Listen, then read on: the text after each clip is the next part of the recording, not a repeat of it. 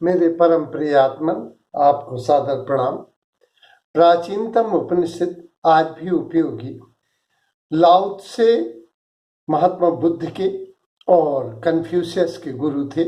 उन्होंने पृथ्वी की, प्रकाश के, पथ की, जीवन के मार्गदर्शक सिद्धांतों की, सत्यों की, शाश्वत सत्यों की व्याख्या की। उन्होंने नर्क, स्वर्ग, मोक्ष, परमात्मा आदि काल्पनिक विषयों की न चर्चा करके यथार्थ की चर्चा की, इसलिए वे आज भी उपयोगी हैं। उन्हीं का वर्णन ताओ ते किंग, जो उनका लिखा हुआ उपनिषद है, उसका उत्तरार्ध का वर्णन कर रहे हैं, जिसमें उन्होंने सबसे पहले लिखा कि धर्म क्या है। वो कहते हैं कि धर्म जो मैं कह रहा हूं वह सत्य है, वह धर्म के करीब है, वह सरल है, समझने में सरल है और आचरण में उसको उपयोग करना सरल है। मैंने स्वयं प्रयोग किए हैं और मैंने स्वयं उनमें जब सत्य पाया तभी मैं कह रहा हूं। उन्होंने अपने को उदाहरण के स्वरूप में प्रस्तुत किया। जो इसके रहस्य को नहीं समझते, पथ के, प्रकाश के, ज्ञान के, धर्म के, वे इसे गूढ़ मान के और समझ नहीं पाते और वे परमात्मा की, प्रकृति की आज्ञाओं का उल्लंघन करते हैं। यही उनकी सबसे बड़ी भूल है। कुरान शरीफ में भी आया है कि वे मेरे फरमानों को नाफरमानियां किए जाते हैं और वो बहुत बड़ी गलती करते हैं जिसकी उन्हें सजा मिलेगी। लाओ त्से ने कहा कि जो उदार हैं उनके लिए यह पृथ्वी परिवार जैसी हो जाएगी।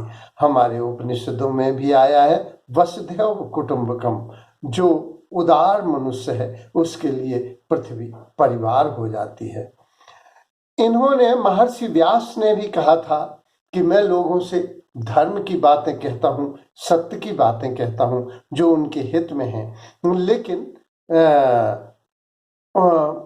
लाओ त्से तुंग ने एक बात बहुत अच्छी कही कि मैंने प्रयोग किया और प्रयोग करने के बाद जो निष्कर्ष मिला उसका ही वर्णन मैं तुम्हें कर रहा हूँ।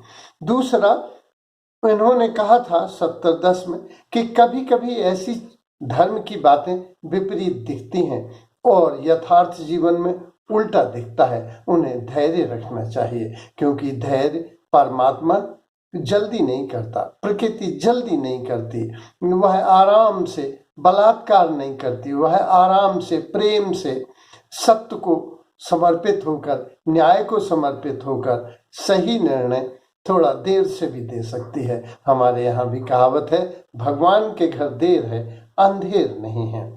फिर उन्होंने कहा कि धैर्य रखना चाहिए। धैर्य रखने वालों के साथ ईश्वर जुड़ जाता है और ईश्वर उनकी सहायता करता है और धैर्य रखने वालों को निर्णय मिल जाता है। दूसरी बात उन्होंने कही कि जो लाओ त्से कहना चाहते थे, उन्होंने ये बताया कि साधु मुनि ऐसा करते हैं। साधु मुनि माने ग्रेट पर्सन, ब्राह्मण, जो जिनकी चर्या ब्रह्म जैसी है, जो बहुत वाइज मैन हैं, बुद्धिमान हैं, जो बौद्ध हैं, जो तीर्थंकर हैं, जो सिद्ध हैं, उपाध्याय हैं, वे लोग जो आचार्य हैं वो ऐसा करते हैं। वे सरल, सहज और ढंग से जीते हैं। सरल और सहज का मतलब है कि वे प्राकृतिक हैं, नेचुरल हैं, वे अंदर और बाहर एक रहते हैं, वे दिखावा नहीं करते, उनमें अहंकार और प्रदर्शन की प्रवृत्ति नहीं पाई जाती। वे स्वयं को अच्छी तरह से जानते हैं, वे आत्मविश्लेषण करते हैं, वे दिखावे में विश्वास नहीं करते, वे अपना मूल्य, आदर्श और अपना प्रतिमान और अपना उद्देश्य समझते हैं और इस उद्देश्य के अनुसार ही वह चलते हैं। वे धैर्य रखते हैं और जो धैर्य रखते हैं उनके साथ ईश्वर का वास हो जाता है। वे प्रकृति और परमात्मा के बताए हुए मार्ग पर चलते हैं। वे जल्दीबाजी नहीं करते। वे प्रकृति और परमात्मा को जैसे न्याय करता है, थोड़ा देर से करता है। प्रकृति जिसे पश्चिम ने वैज्ञानिक दृष्टि से प्रकृति कहा, उसी को पूर्वी मनीषा ने प्रेम से परमात्मा कहा। वे बलात्कार नहीं करते और जल्दी नहीं करते, इसलिए वे साधु पुरुष भी जल्दी नहीं करते। फिर वे आत्मविश्लेषण करते हैं, निरीक्षण करते हैं और अपना मूल्यवान समझते हैं और अपने का मूल्यांकन कर वे आत्मवान होते हैं। दूसरों पर दोष नहीं मढ़ते। यदि वे असफल होते हैं, दुखी होते हैं, परेशान होते हैं, तो वे इसका श्रेय अपने ही कर्मों को, अपने को ही मानते हैं। जबकि जो दूसरे मनुष्य हैं, बुरे मनुष्य हैं, वे अपने दुखों का कारण, अपनी असफलता का कारण, अपनी हार का कारण वे दूसरों पर इसके दोष मढ़ते हैं।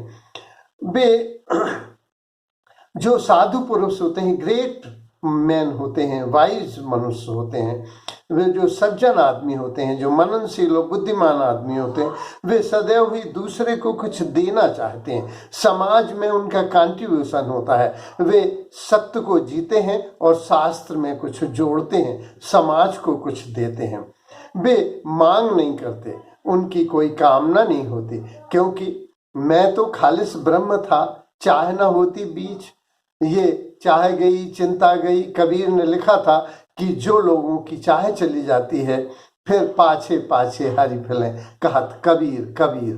तो जो क्योंकि कामना रखने वाला, वासना रखने वाला, अपनी इच्छाओं को बलवती रखने वाला, अपने को मध्य में रखने वाला, अपने को आगे रखने वाला, ये सदैव ही दुखी रहेंगे, दरिद्र रहेंगे। वासनाग्रस्त आदमी सबसे दीन रहेगा, इसलिए वे आसक्त नहीं होते, वे वासनाओं के आसक्त नहीं होते, वे काम क्रोध लोभ मोह से आसक्त नहीं होते। वे जो देना चाहते हैं वो दे ही जाते हैं, वो कभी वचनों से, कभी अपने आचरण से। इसलिए साधु पुरुष कभी बहस नहीं करते, वे आसक्त नहीं होते और दूसरों की मदद करते हैं, और वे उदार होते हैं। वे किसी से प्रतिस्पर्धा नहीं करते। इन्होंने लिखा था, डील कार्नेगी ने अपनी विश्व प्रसिद्ध पुस्तक how to win our friends में, कि अच्छे लोगों को बहस में नहीं पड़ना चाहिए, बहस से बचना चाहिए, क्योंकि जो बहस करते हैं उन्हें मूल मुद्दे से उतना मतलब नहीं होता है जितना कि उनको लगता है कि मैं हार जाऊंगा। उनका अहम आहत होता है, इसलिए वे सत्य को छोड़ देते हैं, इसलिए बहस के पक्षधर नहीं है। फिर उन्होंने बताया कि जन्म मृत्यु जीवन सब परमात्मा के हाथ है, सब प्रकृति के हाथ है, इसलिए इनकी ज्यादा चिंता नहीं करना चाहिए। और दंड के विषय में उन्होंने बताया था कि दंड परमात्मा दे, पुलिस दे, न्याय व्यवस्था दे तो समझ में आता है व्यक्ति को दंड, क्योंकि दंड के विषय में साधु पुरुष भी बहुत सावधान हो जाते हैं। जैनियों में 10 व्रत हैं, उनमें सबसे पहले करुणा को रखा गया, दया को रखा गया, सत्य को चौथे स्थान पर रखा गया, न्याय को बाद में रखा गया, आर्जव मार्जव आदि को बाद में रखा गया। करुणा इसलिए कि जो न्यायविद है वो एक ने एक को मारा तो उसको तय है कि ये मरा है, और न्याय करना बड़ा सा। एक हमारे मित्र थे, सेशन जज थे, मैंने कहा न्याय में इतनी देर होती है? बोले हम, और न्याय में कभी कभी जो अपराधी है वो छूट जाता है। तो वो बोले कि हम लोग, एक व्यक्ति ने हत्या की, दूसरे व्यक्ति की हत्या हम कर दें न्याय व्यवस्था के नाम पर, अगर हम देखते हैं कि वो सुधर सकता है, उससे गलती में हुई है, उससे, तो कैसे उस पर करुणा की जा सकती है? ये सबसे पहले होना चाहिए। इसीलिए न्याय को, सत्य को दूसरे स्थान पर तीसरे स्थान और चौथा स्थान दिया गया है। पहले करुणा को स्थान दिया गया है कि व्यक्ति अगर, तो दंड देने का अधिकार भगवान को ही है। मैं बाइबल में एक आया है, गॉड में आई रिफ्लेक्ट यू, तो वो कहता है व्हाई नॉट। इसमें कुरान शरीफ में आया है कि जो दूसरे की गलतियों को माफ कर देता है, ईश्वर का एक नाम गफ्फार है। जो माफ कर देता है वो मुझको रिफ्लेक्ट करता है। जो छिपा लेता है दूसरे की गलतियों को वह सत्तार कहलाता है। जो दूसरे को रोजी रोटी देता है वह रज्जाक कहलाता है। लेकिन परमात्मा के ये कार्य परमात्मा ही को करने देना चाहिए, क्योंकि जिन कर्मों को हम करेंगे उनके हम ही जिम्मेदार होंगे। इस तरह से व्यक्ति को कर्म तभी ईश्वर को समर्पित करके ही करना चाहिए। फिर इन्होंने बताया कि साधु पुरुष कैसे, बहुत से सूत्र बताए कि साधु पुरुष कैसे बना जा सकता है, इस संसार में मुखिया या नेता कैसे बना जा सकता है। वो कहते हैं कि जो समस्याओं को समझेगा, समाज की समस्याओं को समझेगा, वह मुखिया और नेता आसानी से हो जाएगा।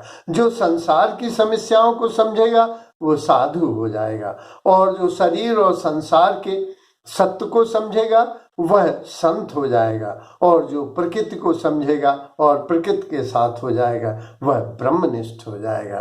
तो इन्होंने बड़े संक्षेप में लाओ त्सु ने ताओ ते किंग में, उपनिषद में अपने मार्ग भी बतलाए और ये बताया कि दंड देने का अधिकार परमात्मा को ही है। क्योंकि हमारे गांव में एक चपरासी की बीवी दिल्ली भाग गई किसी के साथ में, 2-3 बच्चों की माँ भी थी, और वो एक 15-20 दिन बाद लौट आई और बोली कि चाहे हमें मारो या काटो और तुम रखो। यहाँ ये भी परेशान हो गए थे, खाना बनाना, बच्चों का संरक्षण करना, बच्चों को पालन पोषण करना, तो इन्होंने रख लिया।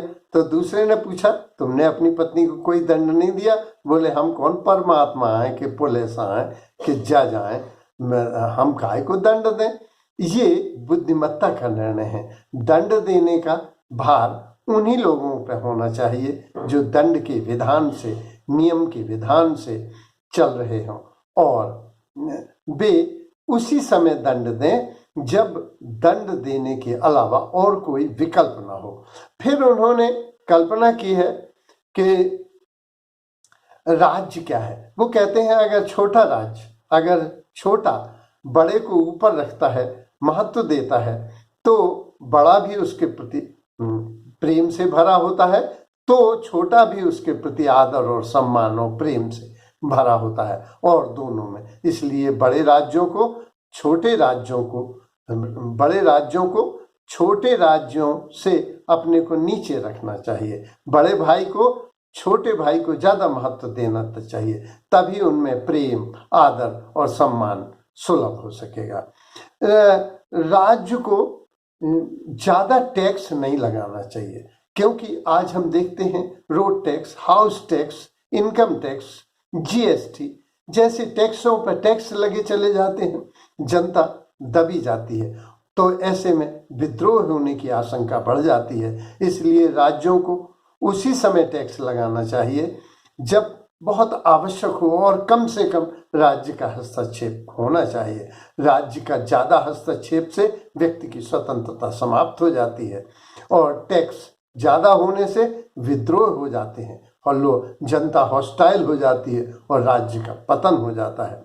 वो कहते हैं शासन ऐसा हो कि पता न चले। साधुओं का, सन्यासियों का, अच्छे लोगों का भी शासन होता है, लेकिन उनका शासन थोपा हुआ या बलात् नहीं होता। शासन की उपयोगिता है जब एक व्यक्ति दूसरे व्यक्ति की स्वतंत्रता को हनन करे, तो अवरोध के रूप में शासन को आना चाहिए। लेकिन शासन सर्वोपरि हो जाए, हर संसाधनों पर उसका साम्राज्य हो जाए, टैक्स पर टैक्स लगाया जाए, तो शासन का जो सख्त शासन बनाते हैं, जो सख्त नियम बनाते हैं, वे टूट जाते हैं। जो सख्त होते हैं वे मुर्दा हो जाते हैं, जो कोमल होते हैं, जो प्रेममय होते हैं, वे प्रशासन कर पाते हैं। तो इन्होंने लिखा था। फिर उन्होंने राज्य की कल्पना की है कि इसमें मशीनें हों, हथियार हों, लेकिन उनका प्रदर्शन ना हो, उनका उपयोग कम से कम हो, ताकि व्यक्ति अपनी स्वतंत्रता में शारीरिक श्रम के साथ जी सके, तनाव रहित जीवन जी सके। ग्रामीण को खलील जिब्रान ने भी लिखा था कि एक मकान के बीच में दूसरे में हरियाली हो और छोटे छोटे रास्ते हो, मानी ग्रामीण संस्कृति को ज्यादा। ठीक है, गाँव में कार्तिक होते हैं, मोनिया होते हैं, गाँव में लोग अलाव पर बैठकर